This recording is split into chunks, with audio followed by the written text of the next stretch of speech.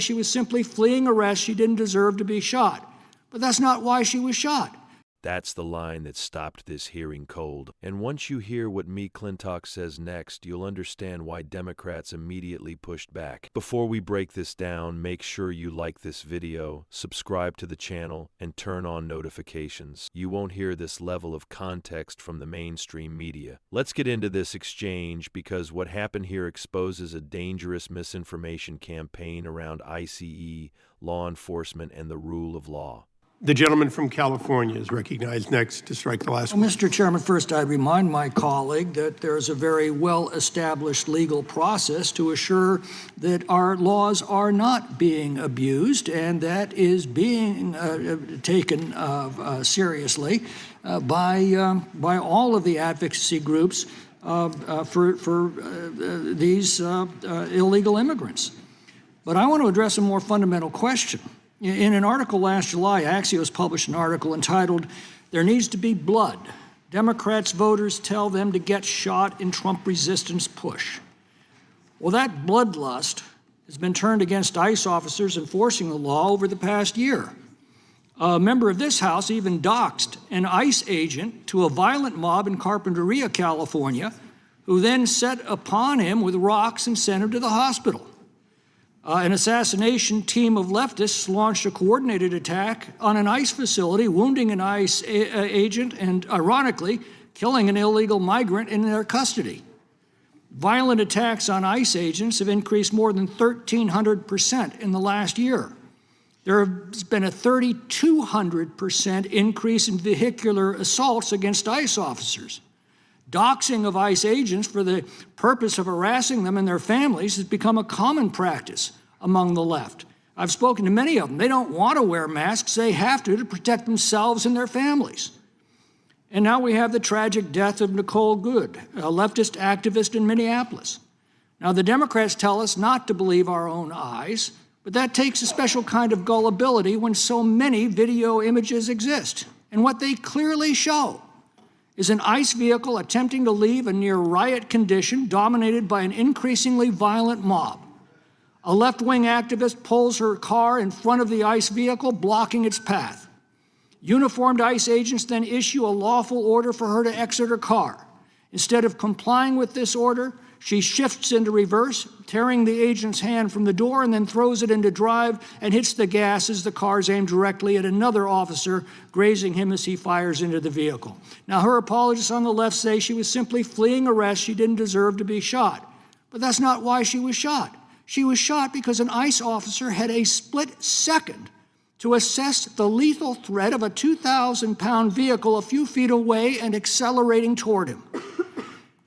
As we watch these violent attacks on ICE officers and the performance of their duties, we have to ask ourselves, what gives people like Nicole Good and the others in these violent mobs the idea that it's perfectly okay to attack ICE officers, obstruct the enforcement of federal laws, and place themselves in danger when they do so?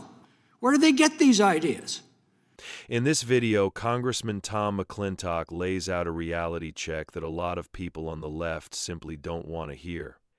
He defends ICE officers who are being sent into increasingly hostile environments while doing nothing more than enforcing the laws Congress itself passed. McClintock points to something that can't be ignored anymore. Violent attacks against ICE officers have exploded. Vehicular assaults, doxing, mobs surrounding federal vehicles, agents being hospitalized. This isn't political rhetoric. These are documented facts. And when you watch the footage from Minnesota, you see an ICE vehicle trying to escape a near-riot situation, not provoke one. The woman at the center of this controversy wasn't shot for her beliefs. She wasn't shot for protesting. She was shot because she allegedly used a 2,000-pound vehicle as a weapon, accelerating toward officers who had seconds to react. That distinction matters, no matter how uncomfortable it is for activists and cable news talking heads. Perhaps it's exactly the kind of rhetoric we've just heard from our Democratic colleagues. One just called our ICE officers goons. Another just called them an occupying force. Well, what are we to make of that? An occupying force? Well, it's entirely legitimate to take up arms against an occupying force, but that's exactly the opposite of what ICE actually is. ICE is not an occupying force. Rather, it is faithfully enforcing the laws as Congress has written them. But the Democrats have repeatedly suggested, including in this room today, that they're an occupying force, in the words of the former Democratic chairman of the House Judiciary Committee. How many Democrats in this House have called ICE murderers, Gestapo, Nazi stormtroopers? I've lost count. Most people see these statements as ravings of demagogues, and indeed they are. But there's a lunatic fringe in our society that hangs on their every word and acts on those words. Nicole Good lost her life listening to such drivel, taking it seriously, and then acting on it by actively obstructing federal law enforcement by blocking their path, refusing lawful orders, and ultimately accelerating her car toward other officers standing nearby. What her intentions were is irrelevant. What the officers saw and reacted to is quite clear.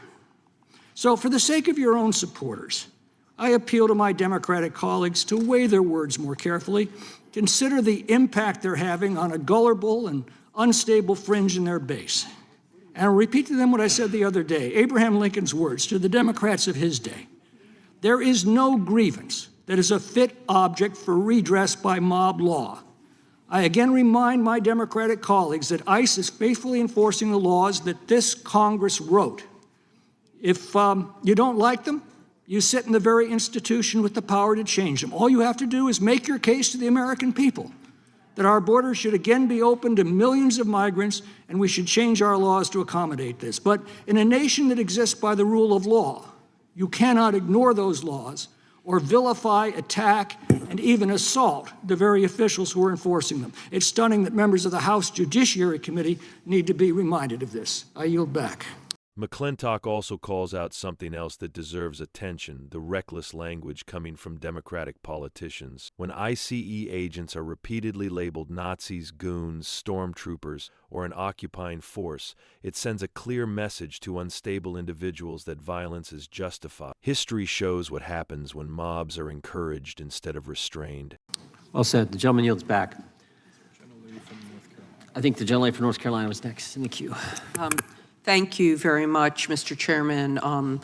I just was reflecting a little bit on the 5th anniversary of January 6th and how history is being rewritten by this administration. I'm very proud that my senior senator, a Republican, has insisted on having the January 6th plaque displayed, because even though we may not agree on politics all the time, we certainly agree on the truth.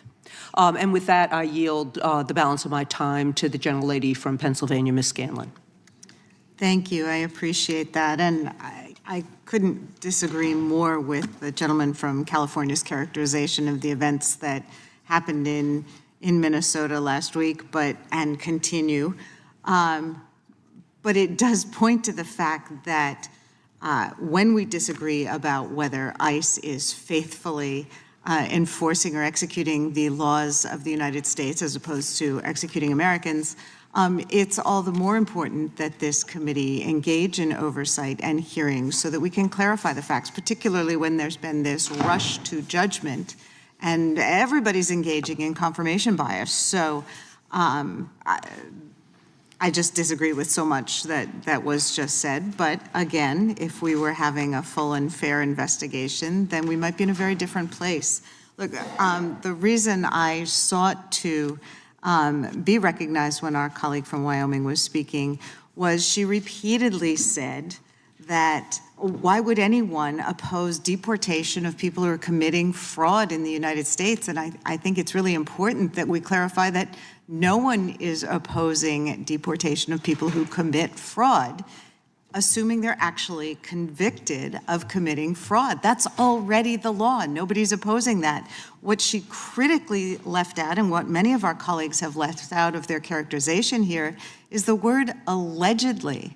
Just because someone accuses you of a crime that is a deportable offense doesn't mean that you committed it. And in the atmosphere that we're currently in, where we're seeing false accusations being made on a daily basis, I think it's even more important that we're standing up for the Fifth Amendment and for due process to make sure that people are not being railroaded and unjustly accused and deported and imprisoned in Will the gentlelady yield? of issues. No, I'm going to yield back to Ms. Roth. Yield I'm sorry. with- Yes, to Ms. Jayapal? I yield, you can yield to her. She can have the rest of my time, and you can You have to work do it it out. as the owner of the time. You have to. Yes, it's fine. Thank you. I just wanted to very quickly say, because Chairman Jordan is back in the chair, that we have worked very closely together on privacy issues with FISA. We've taken on our own leaderships on both sides, and I would just ask you, Mr. Chairman, to look at that video of ICE agents and Border Patrol battering down the door of a resident in Minneapolis without a warrant, because, as you well know, the Fourth Amendment protects us from search and seizure, illegal search and seizure. And this is an issue, I think, that we should be able to have the same privacy coalition take on, despite what the president is saying about these things. There are certain places where our values as members of the Judiciary Committee, and you've been very strong on this on privacy, have to come first, despite whatever rhetoric is going on. And I'll tell you, they can do that in Minnesota, they can do it in Ohio, they can do it in Washington, they can do it in any one of the states. And you might like who they're doing it to today, you may not like who they're doing it to tomorrow. And we have stuck together in making sure that we don't allow it to happen to just some people. Even in FISA, we've done that. And I think we need to do that in this case, and so I would ask you to work with me to make sure we take on the Fourth Amendment at this point in a very serious way, given what we just saw. And I yield back to the gentlelady from North Carolina. Now, Democrats respond by saying we need more investigation, more oversight, and more restraint, which sounds reasonable on the surface. But notice the pattern. They're quick to question ICE's actions, yet slow to condemn mobs, assaults, or the use of vehicles as deadly force against officers. We also hear arguments about due process and deportation, and here's the key fact the left keeps glossing over. The bill being debated explicitly requires a conviction or an admission of fraud before deportation. No conviction, no deportation. That's already written into the law. Gentlelady yields back, and I appreciate the comments from the gentlelady from Washington, and I will take a look at that video. I apologize, I had a 10-minute meeting I had to go to. I just have an inquiry of the chair. Yep. This is the second time that Ms. Jayapal's played a video. She played one last week, I think. I have no idea where these videos come from. I have no idea if they're verified. We have no background on them. And you solicited a response directly from the majority. And again, it looks like any other episode of Cops. I have no idea where this stuff is coming from or what the basis is of it. And I just was running if the committee could at least check these out ahead of time. Fair enough. Delete the profanity, too. Yeah, well said. The gentleman from Wisconsin is recognized, and then we'll go to the gentleman from Missouri. Thank you, Mr. Chairman. I yield to the gentlelady from Wyoming. Yes, thank you. I'd like to read the bill itself, and it states that there's been allegations that you don't even have to have a conviction for these deportation orders. It specifically states that you do. It says right in the bill. I mean, you can read it yourself if anybody's interested in going to the actual language of what we're debating. Defrauding the United States government or the unlawful receipt of public benefits. Any alien who has been convicted of or who admits having committed or who admits committing acts which constitute the essential elements of a variety of different types of fraud. That's subsection AJ, and then you look at BG, deportability, defrauding the United States government or the unlawful receipt of public benefits. Any alien who has been convicted of or who admits having committed or who admits committing acts which constitute the essential elements of certain types of fraud. So I don't understand how in the world you're saying that we don't have to have a conviction or an admission of guilt. I also want to describe just some of the fraud that we're talking about here. Do you wish to engage in a colloquy or no? Time belongs to the gentlelady from Wyoming. Okay, will you yield? I mean, you asked a question. No, I have a few other things Time that I want belongs to address to here. me. That's right. Time belongs to the gentleman from Wisconsin. In May 2025, a Cuban national was sentenced to prison for his role in a scheme to defraud Medicare of more than $3.2 million. million through a sham durable medical equipment company.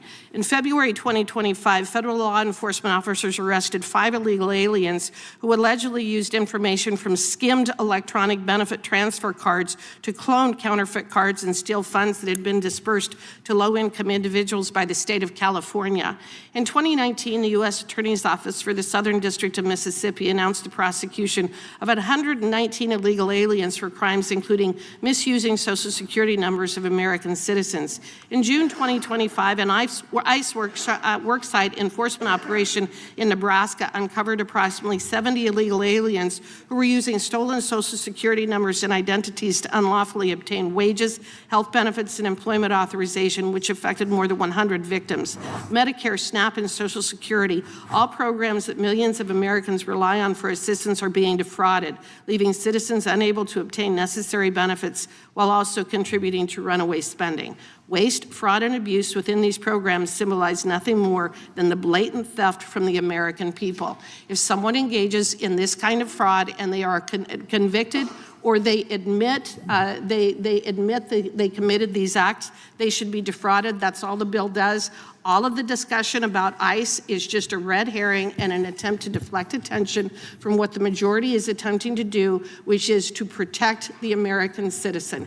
That's who we're trying to protect. With that, I yield back to Mr. Tiffany. Yeah, Mr. Chairman, it is about time that this happened. So as someone who is right adjacent to the Twin Cities, my district is just 15 miles away. I've seen these stories for a long time, and this has been going on for years. And I would urge people to check out a blog called Powerline blog. They have been writing about this for years. This is not something that's new. And what is new? In the last year, we had a president who took this seriously, who said that this fraud cannot continue.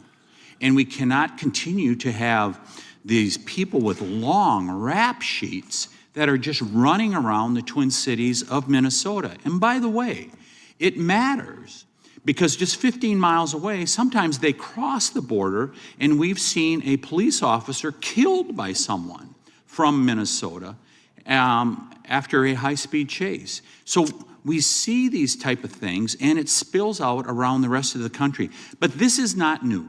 This has been going on for a long time. And I would urge all of you that averted your eyes to what has been going on in Minneapolis and Minnesota generally.